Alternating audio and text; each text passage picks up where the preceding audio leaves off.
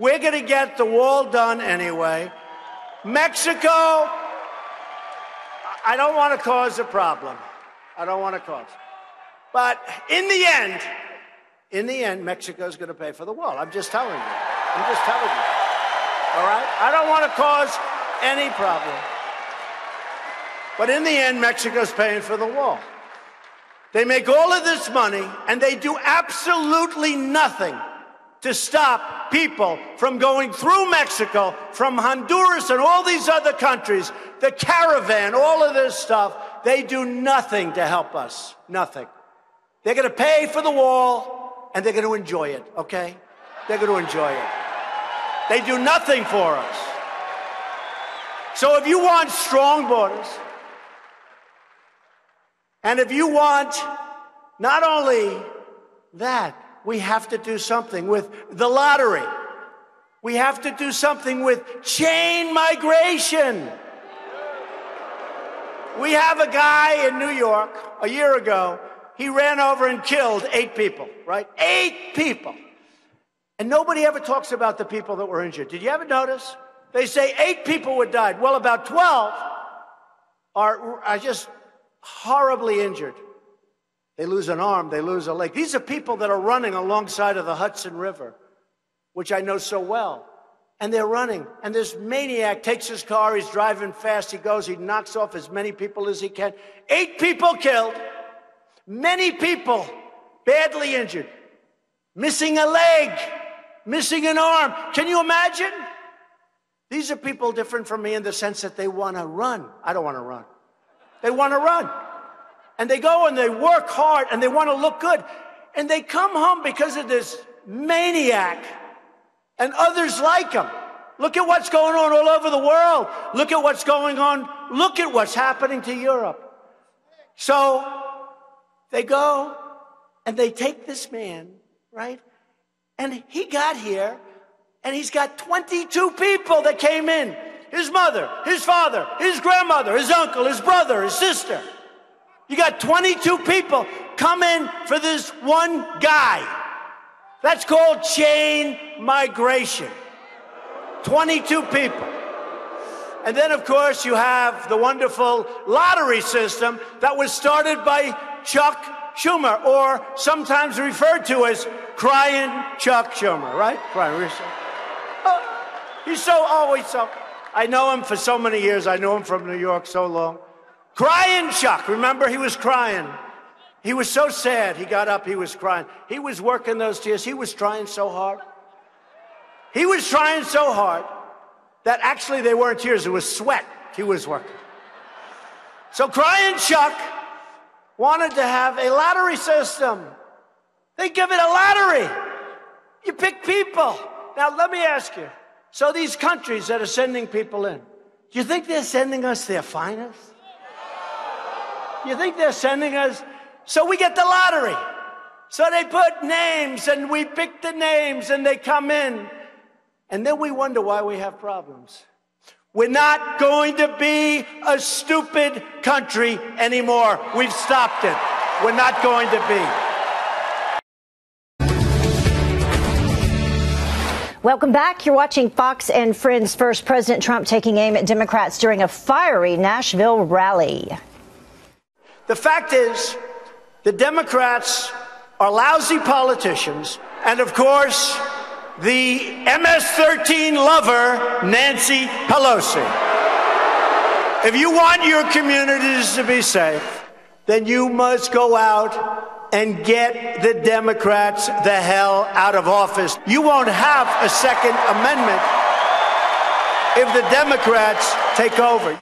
So did his message resonate with his audience? And is this what the American people want to hear? Here now to debate that is Fox News contributor Tammy Bruce and Democratic strategist Mustafa Tamiz. Thank you both for joining us this morning. Hi. Good morning. So we were using the word fiery. I think that was a good description of the speech last night. Tammy, I will start with you. Was it the right message given the audience that he was speaking to both there in person and at home watching? Yes, this is a classic Trump, clearly within in his element, approaching a crowd that had waited outside for a day beforehand, that waiting for effectively was like a rock star arrival. They were clearly very excited. You could hear how huge the crowd was. It's Tennessee, of course. He won that state. So this was an excellent event. And at the same time, obviously, it's televised and it goes on the internet. And this hit not only familiar themes, but reminding the people, sometimes in an exaggerated way, in this kind of entertainment framework as well, about what the problems are with the Democrats as he sees them and as Americans see them. Supporting Hamas to some degree, defending MS-13. And this is the problem for the Democrats.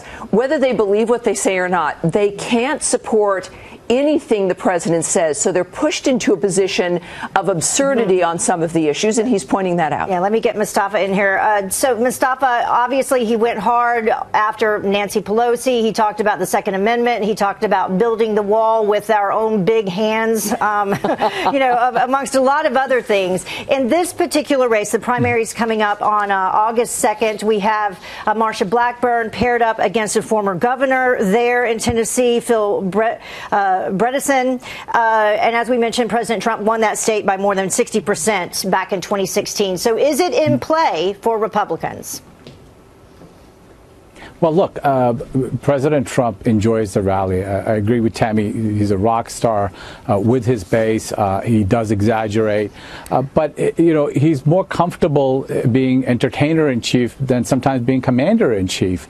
And in this state, I want to remind people that the incumbent senator was likely to win handedly until President Trump started to attack Bob Corker.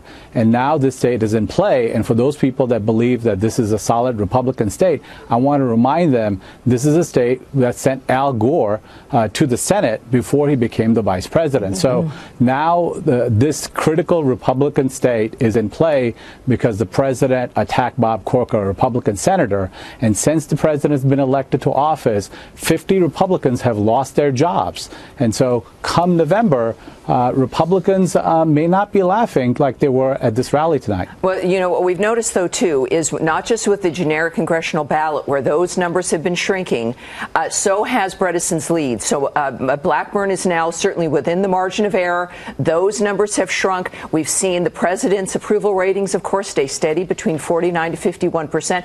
This is why Republicans are also running with him.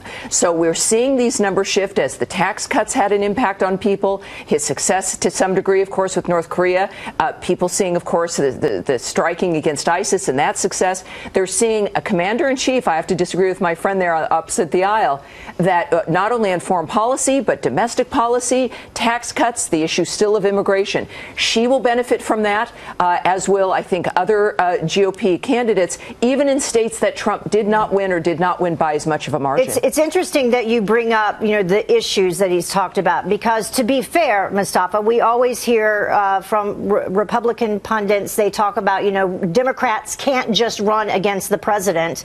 They have to have some issues.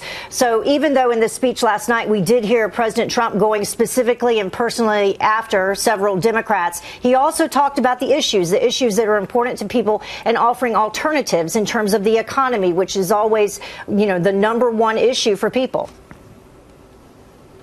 Well, look, the president inherited a great economy from Barack Obama. The numbers were off the charts, and he just built on that economy. The challenge is the stock market took 350 points down yesterday, and that was specifically because of the trade war that he started with China.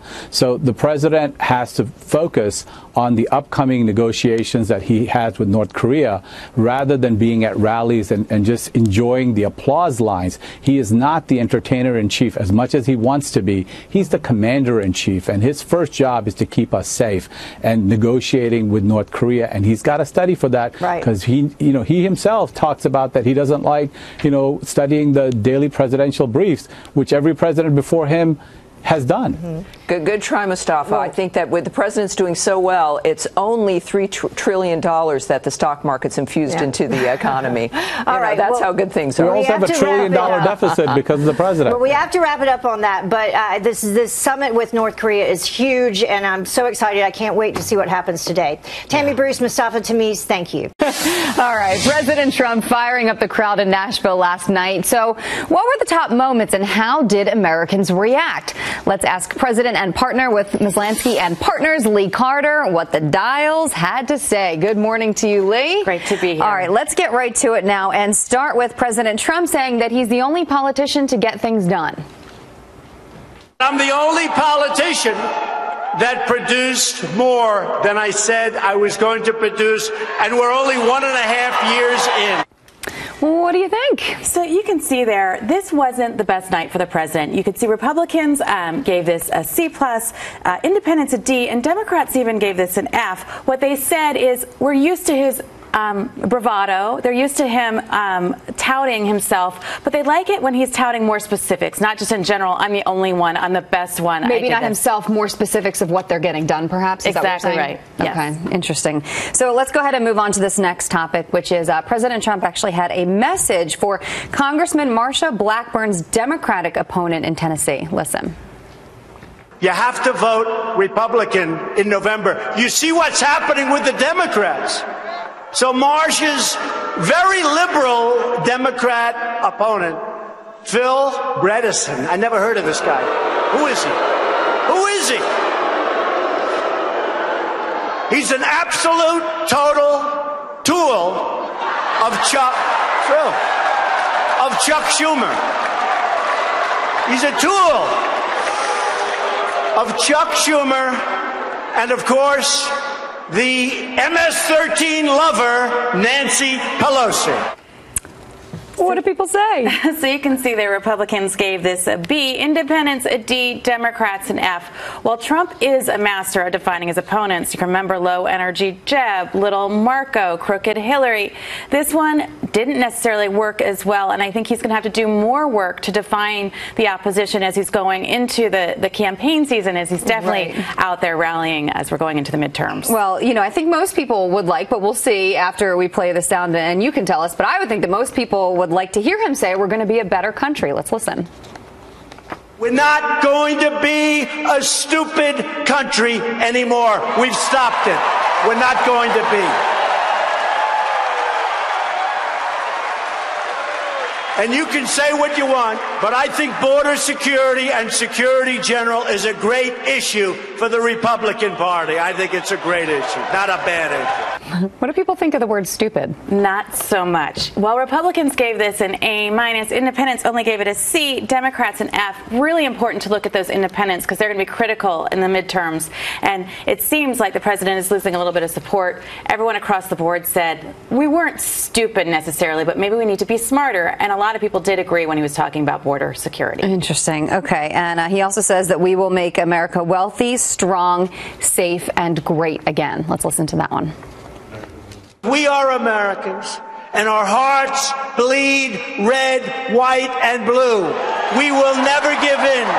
We will never give up. And we will never stop fighting for our country. Without a doubt, we will make America wealthy again. We will make America strong again. We will make America safe again. And we will make America great again. The red is off the chart. The red is off the charts. You can't even see it. Republicans gave it an A+. Independents a B. Democrats even gave this a C overall. This is vintage Donald Trump. This is why he was elected to be president of the United States. And people like to hear this message much more than some of the other things that they heard last night. Interesting to see the C from Democrats. I just feel like at this point, correct me if I'm wrong, that he can't say anything that they're going to give him a very positive grade for. Yeah, and that's been the case the whole way through. Democrats are not necessarily his target audience. He knows that. What he really needs to be focused on right now is those independent voters. Those independent voters right now are softening towards him. We've seen them swing back and forth, so anything can happen. But right now, they're not necessarily on his side. Definitely. Lee Carter, thank you for joining us. We appreciate it.